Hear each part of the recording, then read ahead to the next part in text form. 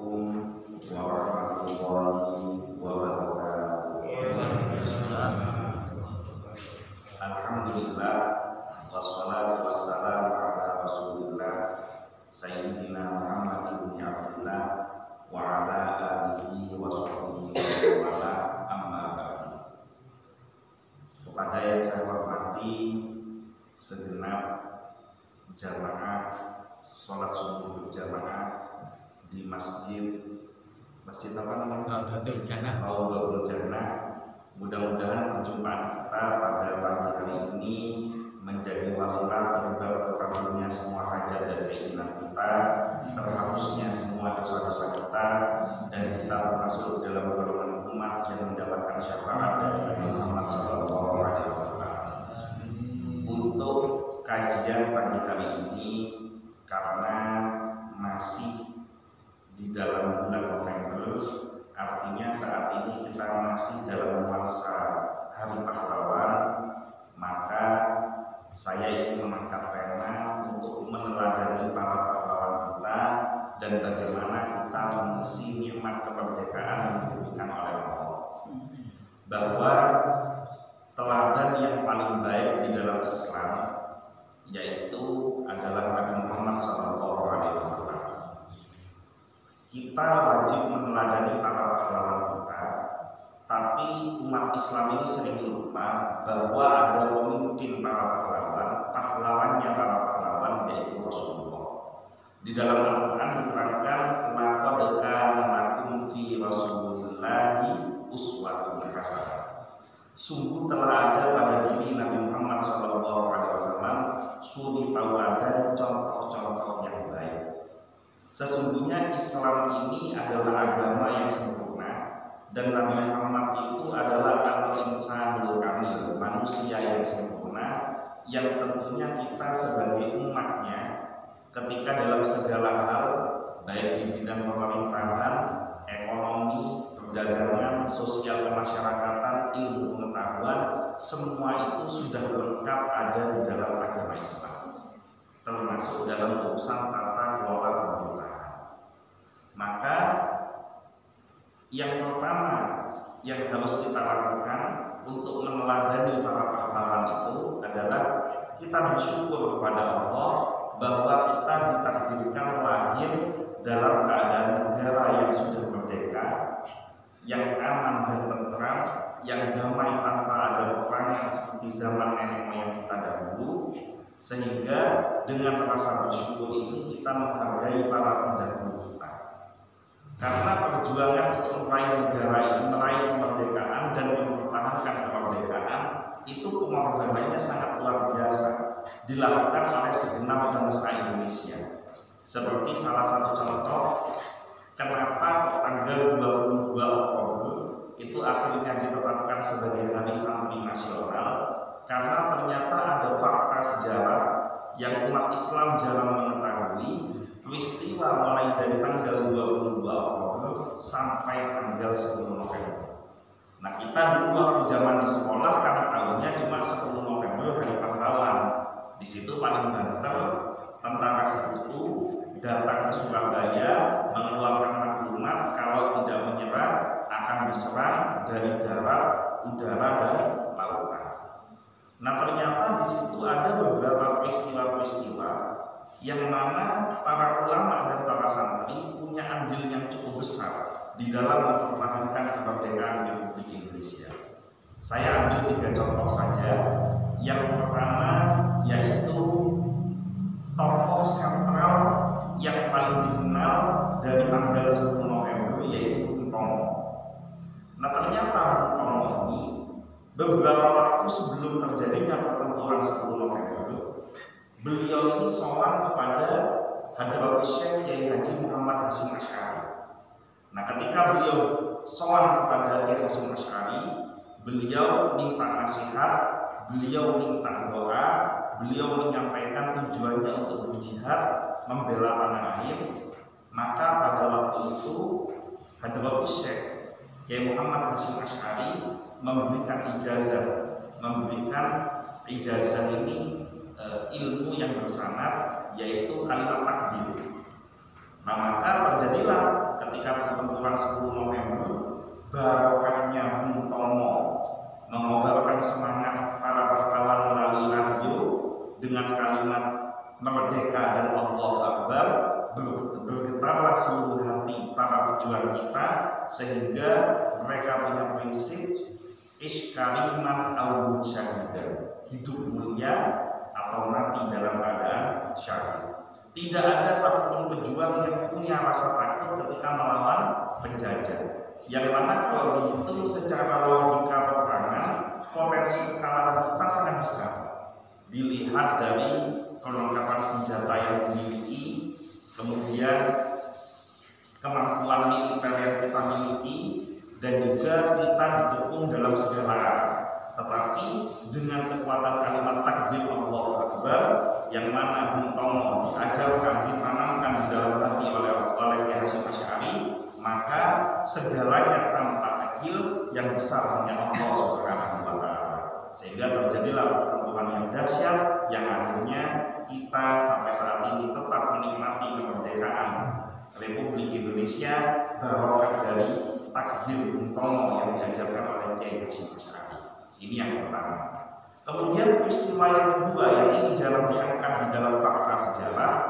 Pada waktu kita zaman sekolah dulu, kita itu sering diajarkan bahwa ada sebuah peristiwa yang heroik di mana seorang prajurit dari kelompok bangsa Indonesia naik ke Hotel Yamato atau Hotel Oranye.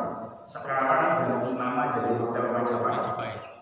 Nah, di Hotel Majapahit itu, di Hotel Yamato itu ada bendera berkibar di atas, bendera Belanda.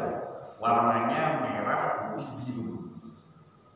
Nah, ada salah seorang prajurit atau pejuang yang naik ke atas bendera ketika dalam pertempuran itu, kemudian menyobek bendera biru sehingga yang tersisa hanya kain merah dan putih yang menunjukkan bendera dari negara kita yang kita cintai.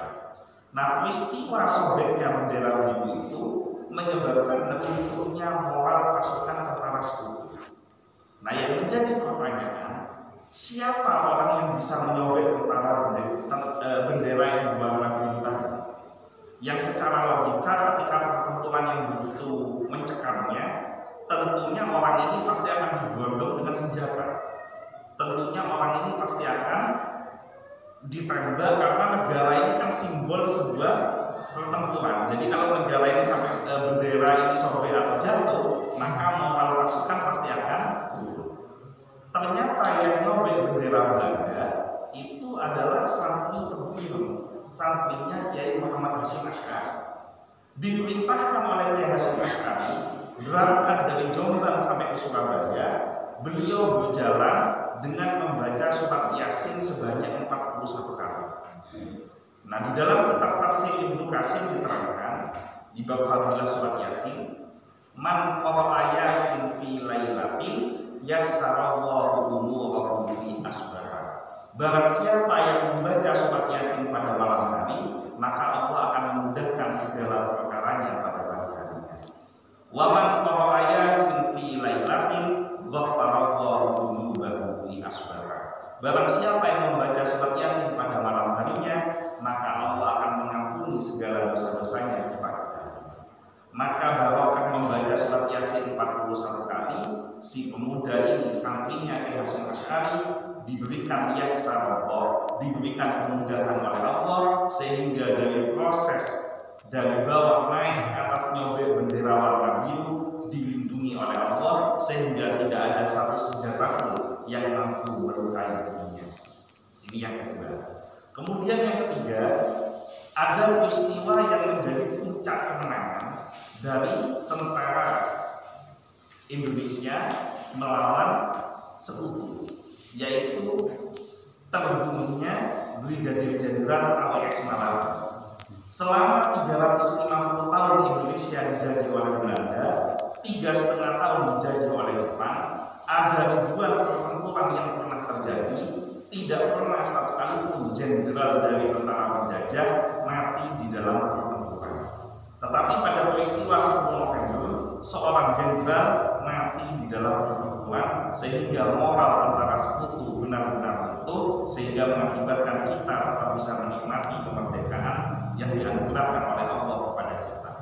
Nah, pertanyaannya, siapa orang yang membunuh Brigjen AWS Malawi? Ternyata menurut fakta sejarah yang membunuh juga santrinya Kiai Hasyim Asy'ari. Ada yang mengatakan namanya Hamid, ada yang mengatakan namanya Harun. Jadi beliau ini bawa bom, diincer yang mana mobilnya jenderal, kemudian lari, bom ini dilemparkan.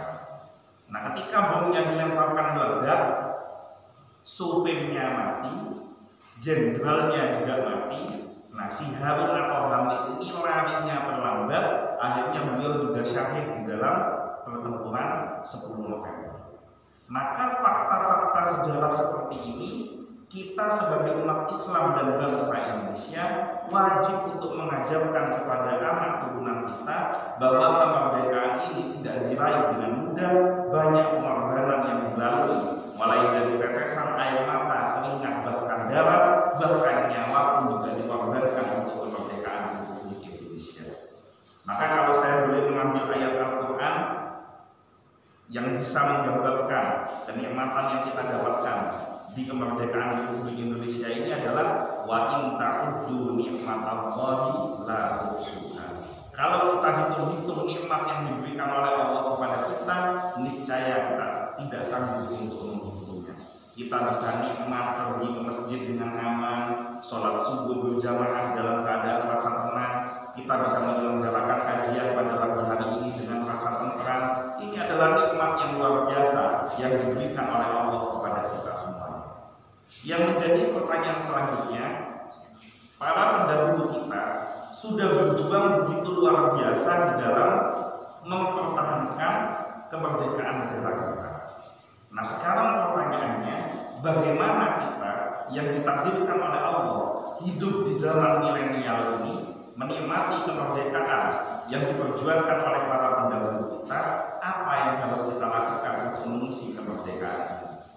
Maka nomor satu yang wajib dilakukan adalah kita sebagai bangsa Indonesia yang beragama Islam wajib untuk memantapkan akidah kita, meningkatkan keimanan kita kepada Allah, meningkatkan rasa optimisme kita bahwa kalau dulu para pendahulu kita dengan segala keterbatasannya mampu meraih kemerdekaan Republik Indonesia, maka kita yang diberikan limpahan nikmat yang begitu luar biasa, kita harus berjuang, berkarya untuk memajukan bangsa kita, minimal dengan menjaga kerukunan, persatuan dan kesatuan antar sesama umat Islam. Kiai Haji Ahmad Siddiq, Rais Am PBNU, insya Allah tahun 88 sampai 92, mengajarkan kepada kita trilogi ukhuwah. Yang pertama yaitu ukhuwah Islamiyah, persatuan antar sesama umat Islam. Tidak usah ribut berdebat dengan masalah perbedaan ikhtilaf, perbedaan madhab, perbedaan faham dan golongan. Yang penting selama akidahnya sama-sama la ilaha illallah, nabinya sama-sama Muhammadur Rasulullah, kitab yang diimani sama-sama Al-Quran, maka kita membangun ukhuwah Islamiyah, kerukunan antar sesama umat Islam. Kalau kita sudah mampu menjaga ukhuwah Islamiyah, maka kita harus naik kelas, yaitu kita mengupayakan ukhuwah wataniyah, persatuan kerukunan antar sesama bangsa Indonesia tanpa membedakan ras, agama, suku bangsa dan golongan. Karena coba kita lihat para pahlawan yang ada di Indonesia ini dari berbagai macam golongan. Dari kelompok NU ya banyak pahlawannya, dari kelompok Muhammadiyah juga banyak pahlawannya. Pendiri NU Kiai Hasyim Asy'ari pahlawan nasional, pendiri Muhammadiyah Kiai Ahmad Dahlan juga pahlawan nasional. Bahkan dari agama-agama lain pun juga ada yang mendapatkan gelar pahlawan nasional. Seperti salah satu contohnya dulu yang gambarnya tertera di uang Rp1.000, Partimura alias Thomas Maturesi. Ini agamanya Nasrani tapi juga pahlawan nasional. Dan di dalam Islam tidak dilarang kita bekerja sama dengan orang muslim dengan tujuan kemaslahatan selama tidak menyinggung akidah dan ubudiyah. Rasulullah mengajarkan kepada kita bagaimana beliau bergaul dengan orang Yahudi, bagaimana bergaul dengan orang Nasrani selama tidak mengganggu akidah dan ubudiyah kita, maka sangat dianjurkan untuk menjaga ukhuwah wataniyah, persatuan antar sesama bangsa Indonesia. Kemudian yang terakhir, kalau ukhuwah wataniyah sudah bisa kita jaga, maka level yang paling tinggi adalah ukhuwah badaniyah, persatuan dan kesatuan antar sesama manusia. Islam mengajarkan kepada kita sesuai dengan risalah yang dibawa oleh Nabi Muhammad SAW, wa ma arsalnaka illa rahmatan lil alamin, dan tidaklah utus engkau Muhammad kecuali sebagai rahmat untuk seluruh alam. Jangankan kepada manusia, bahkan kepada binatang pun kita diajarkan adab dan akhlaknya. Kepada tumbuhan pun kita diajarkan adab dan akhlaknya. Bahkan haram hukumnya seorang muslim mencabut rumput atau tumbuhan tanpa alasan-alasan yang bisa dibenarkan, hanya karena iseng, hanya karena pekerjaan, kemudian dicabut begitu saja sehingga tumbuhan itu nyawanya hilang atau mati karena tindakan yang sia-sia dari kita. Inilah Islam. Maka kita sebagai umat Islam, umatnya Nabi Muhammad SAW, untuk mengisi kemerdekaan Republik Indonesia ini, yang pertama mensyukuri nikmat Allah dengan membangun persatuan dan kesatuan. Yang kedua dan yang terakhir, kalau kita ingin menjaga, mengisi kemerdekaan negara yang kita cintai ini, maka isilah dengan semangat belajar, semangat untuk meningkatkan ilmu pengetahuan kita. Kalau dulu pendahulu kita jihadnya dengan senjata, jihadnya dengan peperangan, maka kita yang hidup pada zaman sekarang jihadnya bila ilmi, jihadnya dengan ilmu. Tuntutlah ilmu setinggi apapun, pelajarilah ilmu yang kita sukai seluas apapun. Jangan pernah berhenti belajar sampai ajal yang jemput kita. Kalau kita oleh Allah diberikan anugerah ilmu pengetahuan berupa tentang pemahaman agama, maka dalami ilmu agama dan gunakan ilmu yang dimiliki untuk menolong agama Allah. Kalau kita diberikan ilmu tentang teknologi, gunakan ilmu yang kita miliki untuk menolong agama Allah. Karena menolong agama Allah itu tidak melulu hanya ustaz dan kiai. Munculnya Quran digital itu karena orang yang ahli teknologi. Bangunan masjid ini bisa indah karena orang ahli bangunan yang membuatnya.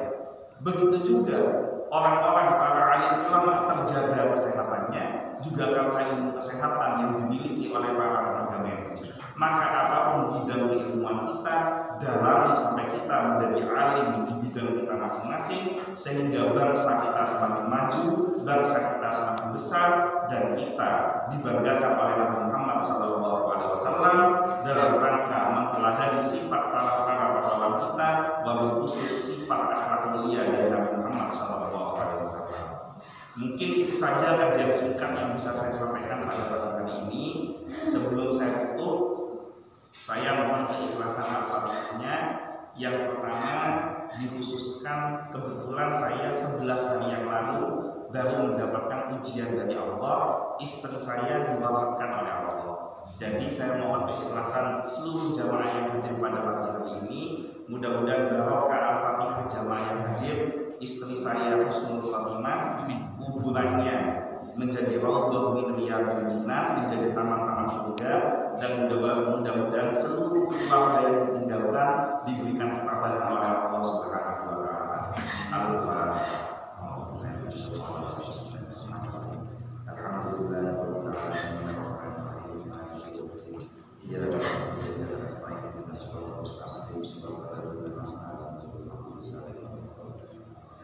Al-Fatihah yang kedua, saya mohon doanya.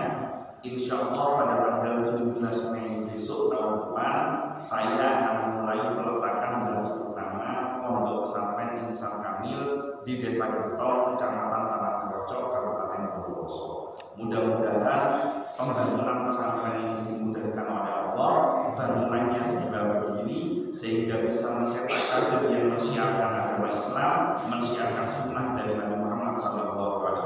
Al-Fatihah.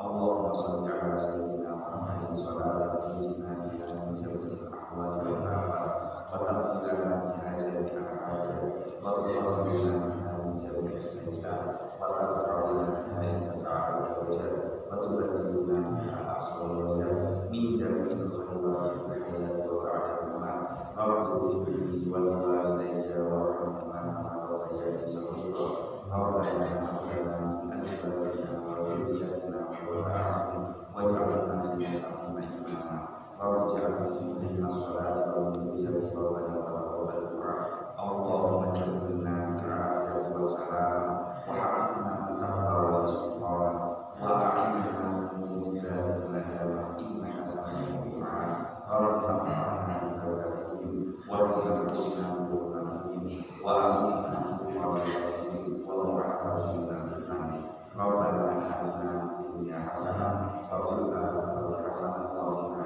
adzabannar subhana rabbika rabbil izzati amma yasifun wa salamun alal mursalin walhamdulillahi rabbil alamin.